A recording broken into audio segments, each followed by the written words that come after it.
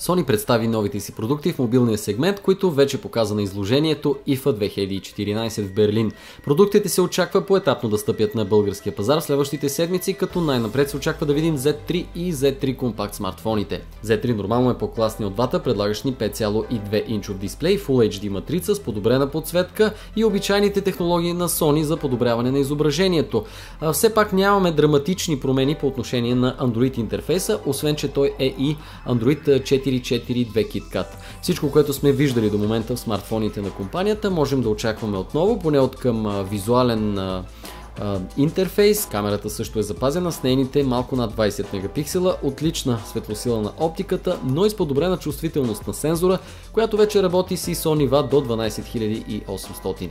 Същото се отнася и за камерата и хардуера на Z3 Compact. Хардуерът в двете устройства е на практика идентичен. Камерата и процесорът, които обикновено се различават в подобни ситуации, тук са еднакви, има обаче някои разлики. Компакт ни очаква с HD дисплей, 4,6 инчов и по-малка батерия, която все пак е цели 2600 мАч. Нещо, което сравнително рядко виждаме в модел с тези размери напоследък. Z3 пък ни очаква със своите 3100 мАч. Дизайнът се различава съвсем малко, най-вече по отношение на леките извивки по ръбовете, които ще намерите в по-големия смартфон. В него също имаме и метална рамка, която обхваща краищата и ъглите на устройството. Z3 идва с 3 ГБ RAM, а компакт с 2 ГБ, което е още една причина, за да си помислите кой модел точно е подходящ за вас. Определено в по-компактни открихме известни и приятни прилики с iPhone, но като цяло отличителните черти за Sony са налични в серията.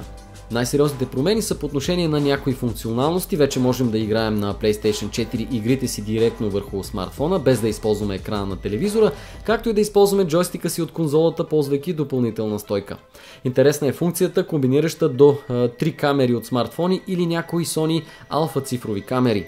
Не знам доколко успешна сред потребителите ще бъде тя, но пък така или иначе тя е налична. Разбира се, Sony предлага и избор на различни цветове, някои от тях определено отличаващи се от конкурентните варианти на пазара. Очакваме ги в началото на месец октомври тази година с прогнозни цени, съответно около 1000 за Z3 Compact и около 1300 за Z3 модела.